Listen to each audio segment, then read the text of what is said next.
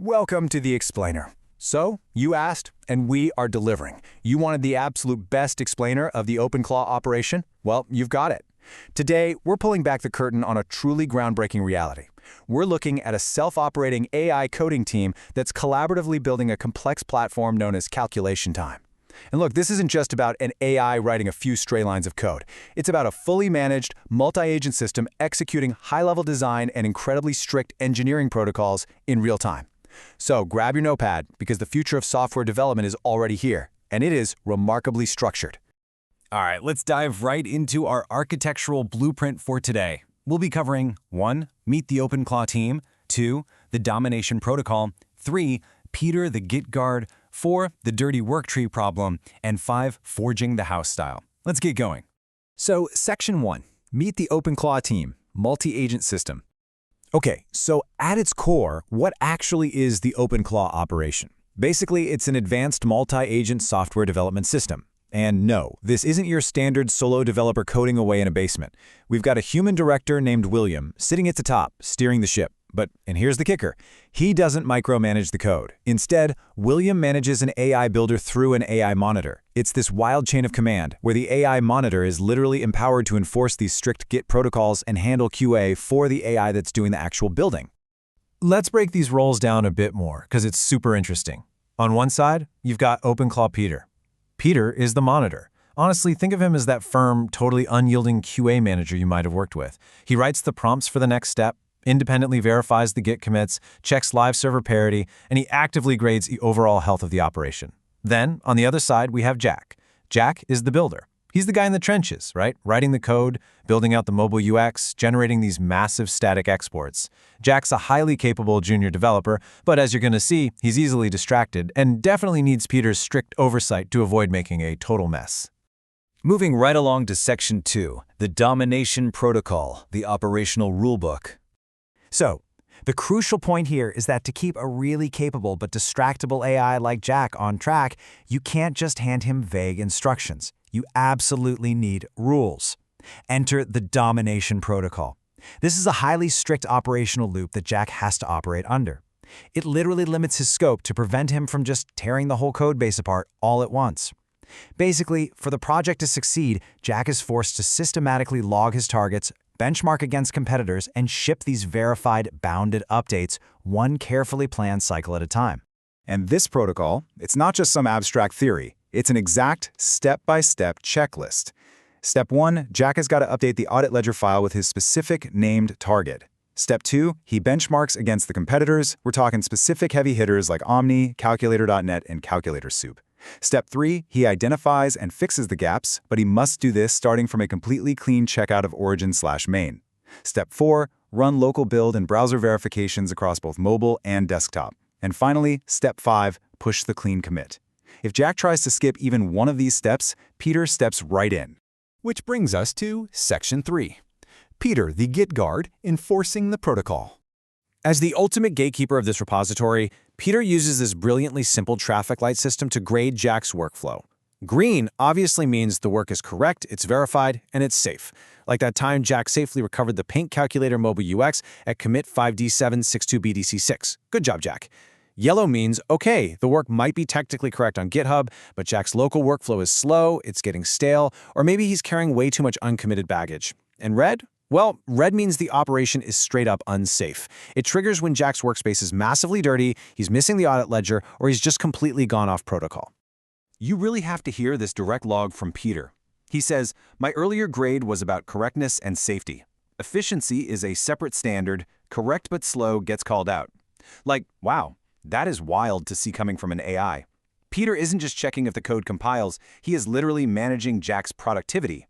He demands rapid, repeatable throughput for every single target. He's actively pushing Jack to move from a sort of slow recovery on the Paint Calculator to a high-speed, perfectly bounded pass on something like the mortgage calculator. All right, on to Section 4, the dirty work tree problem, friction and AI mess. Because, let's be real, no development project goes perfectly smoothly. Friction is inevitable. Listen to this number, 3,077. Yeah. That is the massive number of dirty, untracked, and modified static export files that Jack somehow accumulated in his stale VPS work tree.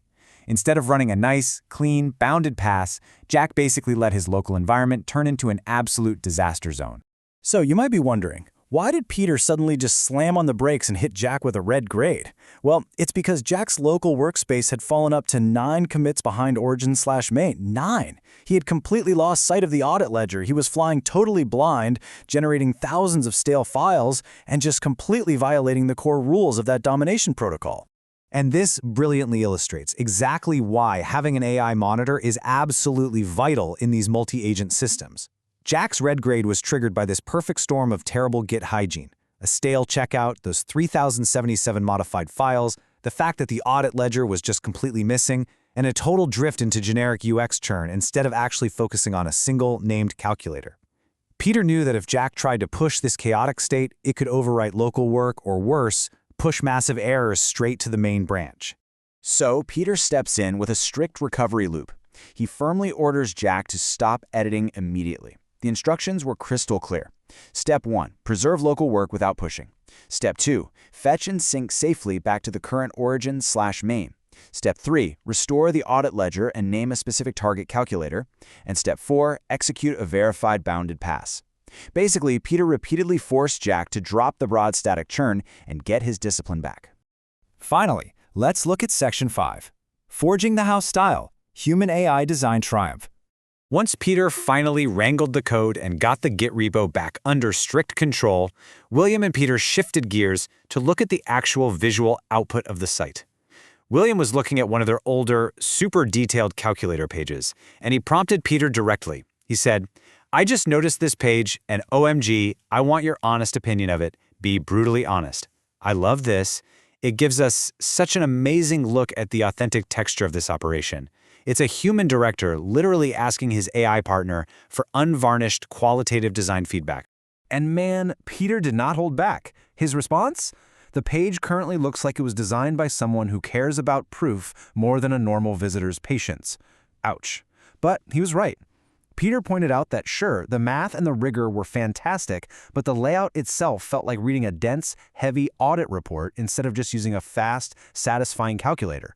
It was totally smothering the user experience. That brutal honesty sparked a massive epiphany for William. They already had this stunning, highly effective design sitting right there on their homepage converter tab.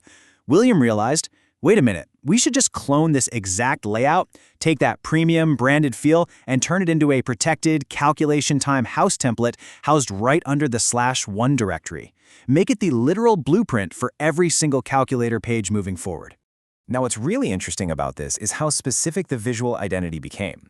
The new house template has this really sleek, dark calculator frame with gold accents, a massive, instantly satisfying results area right in the middle, and their signature clock face brand identity anchored on the right. And even better, William directed Jack to replace the generic tabs with contextual ones. So a mortgage page wouldn't just have generic tabs, it would have tabs specifically for monthly payment or affordability. It gave the whole site this instantly recognizable face. To make this work, Peter and William agreed on a really strict split for the new page layout. The upper 50% of the page, that is now a locked, protected brand style. It's entirely task first, using that premium black frame and gold accents. But the lower 50%, that remains a modular work-in-progress space. It's reserved for all that necessary mathematical proof, the formulas, and the SEO content, but it's neatly tucked underneath so it never ever competes with what the user actually came there to do.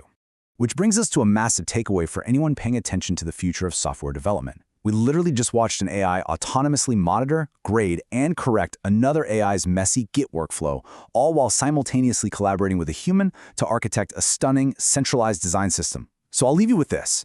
If multi-agent systems like OpenClaw can enforce this level of operational discipline and design clarity right now today, how will they entirely reshape the limits of human-directed software creation tomorrow? Thanks so much for tuning in to The Explainer. Stay curious, keep learning, and I'll catch you in the next one.